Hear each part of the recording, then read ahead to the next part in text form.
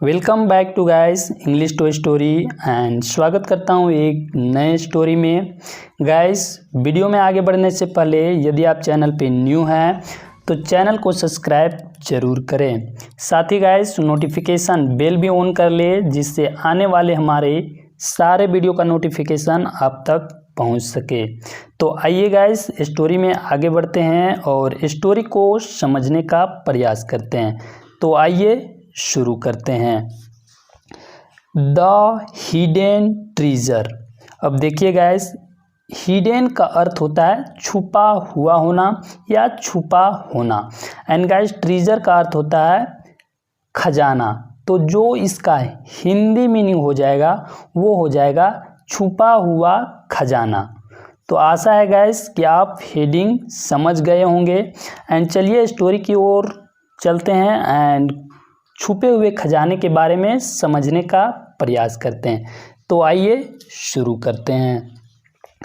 Once upon a time there was a very hard working farmer. एक समय की बात है या इसे हम बोल सकते हैं एक बार की बात है। There was a very hard working farmer. एक बहुत ही मेहनती या बोल सकते हैं कठिन मेहनत करने वाला किसान था। गाइस मैं एक बार फिर से बताता हूँ, एक समय की बात है, एक बहुत ही मेहनती किसान था। ये इसका हिंदी मीनिंग होगा। चलिए गाइस आगे चलते हैं एंड देखते हैं आगे और क्या होता है। He had a field which gave a rich crop of grapes every year. अब देखिए गाइस, यहाँ जो ही है वो इस किसान के लिए आया है एंड यहाँ कहने का अर्थ यह है कि उसके पास एक फील्ड था, यानी फील्ड का अर्थ खेत होता है। तो उसके पास एक खेत था, विच यानी कि वो खेत, विच यहाँ इस खेत के लिए आया है तो वो खेत गेव यानी कि देता था, और रिच क्रॉप यानी कि रिच क्रॉप का अर्थ होता है बहुत सारा फसल देता था। ऑफ ग्रेप्स यानी कि अंगूर का बहुत सारा फसल देता था। एवरी ईयर यानी कि प्रत्येक साल उस किसान को जो फील्ड था यानी जो खेत था वो खेत उसे बहुत सारा ग्रेप्स का फसल देता था। ये यहाँ इसका कहने का अर्थ है। अब चलिए गाइस आगे चलते हैं। He had 3 sons but none of them bothered to help their father in his work.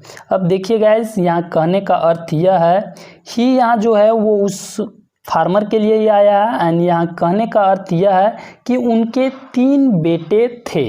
यानी जैसे बोलते हैं आई हैव अ कार, तो उसी प्रकार यहाँ भी ही हैड 3 सन यानी कि उनके 3 बेटे थे। बट लेकिन नन ऑफ देम यानी कि उनमें से कोई भी नहीं। बोदर का अर्थ होता है मेहनती।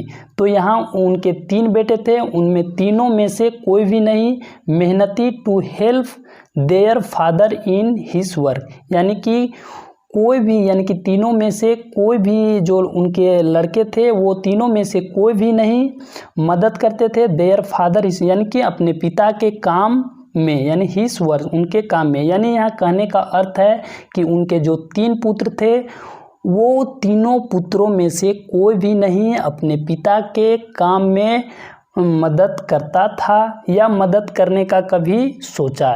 ये इसका हिंदी मीनिंग होगा। तो चलिए गाइस आगे चलते हैं और आगे भी देखते हैं कि आगे और क्या होता है। They were very easy going kind of people. यानी यहाँ कहने का अर्थ है कि वे बहुत ही सरल स्वभाव के थे, या हम बोल सकते हैं कि वो अपने ही मग्न में थे या रहते थे, या बोल सकते हैं वो अपने धुन में रहते थे। और यानी कि एक सरल स्वभाव का मतलब वही हुआ कि वो अपने ही काम में या बिजी रहते थे, वो अपने पिता के कामों में हाथ नहीं बटाते थे। ये इसका कहने का अर्थ है। देखिए गाइस, यहाँ जो दे लगा है वो एक प्लूरल है, यानी उन तीनों भाइयों के लिए दे आ रहा है, और इसी कारण से यहाँ प्लूरल वर हेल्पिंग वर्ब का प्रयोग भी किया गया है। यानी कि ये यहाँ प्लूरल है इसलिए यहाँ भी प्लूरल हेल्पिंग वर्ब का प्रयोग किया गया है। अब चलिए गाइस आगे देखते हैं कि आगे और क्या होता है। सो का अर्थ होता है इसलिए। The farmer was very worried about their future. देखिए गाइस, इसलिए जो किसान था वो बहुत ही ज़्यादा चिंतित था अबाउट के बारे में, देयर फ्यूचर यानी कि जो किसान था वो अपने बेटों के फ्यूचर को लेकर यानी कि भविष्य को लेकर बहुत ही ज़्यादा चिंतित था। अक्सर सभी फादर जो होते हैं वो अपने बेटों के फ्यूचर को लेकर चिंतित होते हैं, तो यहाँ भी किसान अपने तीनों बेटों के फ्यूचर को लेकर वो चिंतित था। अब चलिए गाइस आगे देखते हैं कि आगे और क्या होता है। वन डे, एक दिन, the farmer fell ill due to old age. अब देखिए गाइस, एक दिन क्या होता है कि जो किसान है वो बुढ़ापे के कारण बीमार हो जाता है। One day the farmer fell ill का अर्थ होता है बीमार हो जाना, या बोल सकते हैं वृद्धावस्था के कारण बीमार हो गया। देखिए guys, one day the farmer fell ill due to old age, यानी कि यहाँ कहने का अर्थ है, फेल इल का अर्थ होता है बीमार पड़ जाना। तो गाइस फेल इल का अर्थ होता है बीमार पड़ जाना। तो जो किसान है वो एक दिन बुढ़ापे के कारण बीमार पड़ जाता है। अब देखिए आगे क्या होता है बीमार पड़ने के बाद। He called his son and said. अब देखिए गाइस, जो किसान है वो अपने पुत्रों को बुलाता है। देखिए, he called his son and said, अपने पुत्रों को बुलाता है और कहता है। अब देखिए, जो किसान है वो अपने पुत्रों को बुलाकर क्या कहता है। डियर सन्स, यानी कि प्रिय मेरे पुत्रों या मेरे बेटों, I doubt my end is near and before dying I want to tell you. अब देखिए गाइस, पहले यहाँ तक हम समझ लेते हैं। मुझे संदेह है कि मेरा अंत निकट है, एंड बिफोर डाइंग, एंड मरने से पहले या मेरे अंत से पहले, I want to tell you, मैं तुम लोगों को बताना चाहता हूँ। दैट, कि। देखिए गाइस, यहाँ जो किसान है वो मरने से पहले अपने पुत्रों को बताना चाह रहा है। अब आगे चलते हैं कि जो किसान है वो अपने बेटों को क्या बताना चाह रहा है। चलिए देखते हैं। दैट, कि इन माई ग्रेपरी। गैस, ग्रेपरी का अर्थ होता है अंगूर का बागान या जहाँ अंगूर उगाए जाते हैं उन्हें हम ग्रेपरी कहते हैं। तो इन माई ग्रेपरी यानी कि मेरे अंगूर के बागान में, there lives a hidden treasure, यानी कि मेरे अंगूर के बागान में एक छुपा हुआ खजाना है। ये बताता है कौन? ये फार्मर बताता है अपने बेटों को। अब चलिए गाइस आगे देखते हैं कि आगे और क्या होता है। डिग इट आउट, यानी खोदकर इसे बाहर निकालना। आफ्टर माई डेथ, यानी कि यहाँ जो किसान है वो बताता है कि मेरे जो अंगूर का बागान है वहाँ एक खजाना छुपा हुआ है, एंड मेरे मृत्यु के बाद इसे खोदकर बाहर निकालना। डिग का अर्थ होता है खोदना, एंड इट उस खजाने के लिए है, आउट बाहर निकालना, आफ्टर माई डेथ यानी मेरे मृत्यु के बाद उसे खोदकर बाहर निकालना, ये बोल रहा है। अब चलिए आगे देखते हैं।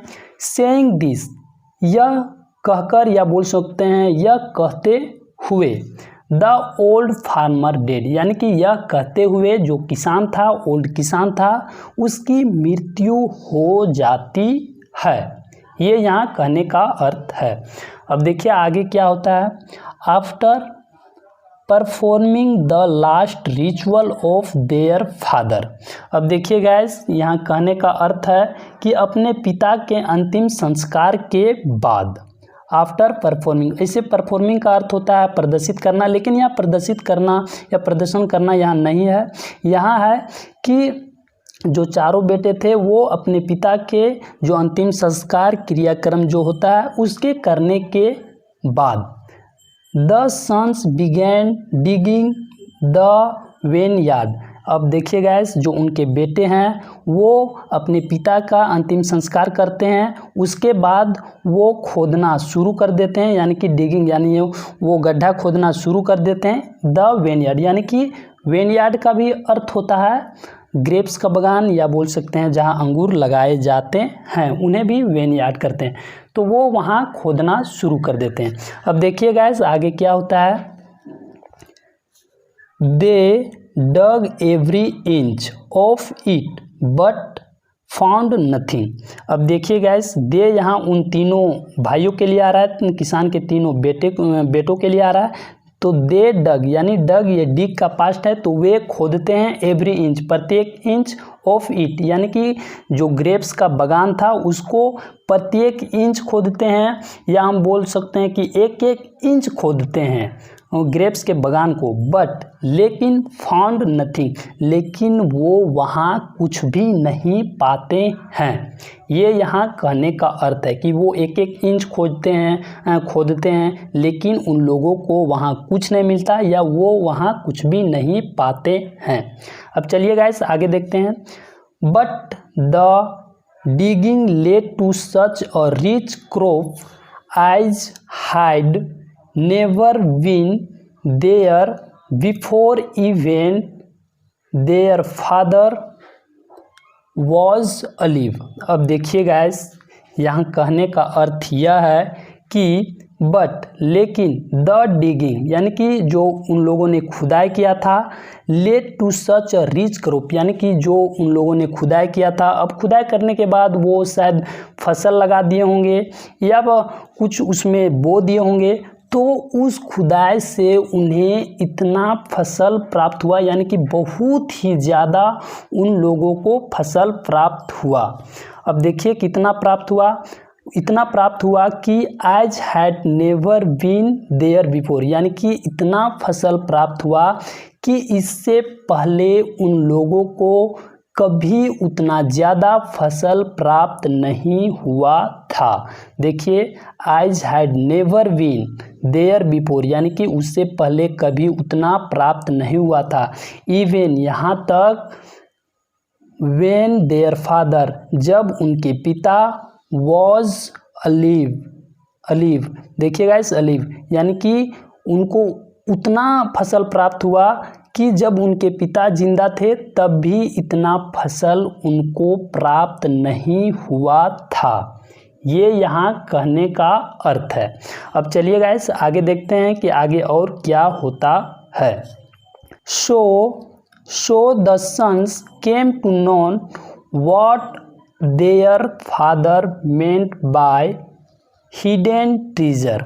अब देखिए गाइस, यहाँ कहने का अर्थ यह है कि तब उनके बेटों को पता चला कि उनके पिता का क्या मतलब था छिपे हुए खजाने से, यानी कि उनके बेटों को बाद में पता चल रहा है कि उनके पिता का कहने का क्या अर्थ था, या हम बोल सकते हैं कि उनके पिता का क्या मतलब था छिपे हुए खजाने से।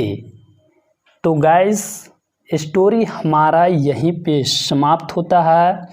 एंड गाइस, आप यहाँ देख सकते हैं कि जो उनके तीनों जो लड़के थे या बेटे थे, वो यहाँ फसल उगा रहे हैं या यहाँ काम कर रहे हैं। आप देख सकते हैं इनके हाथों में खेती करने वाले औजार हैं। तो गाइस, स्टोरी अच्छी लगी होगी तो वीडियो को लाइक ज़रूर करें। एंड गाइस, मिलते हैं अगले वीडियो में। जय हिंद।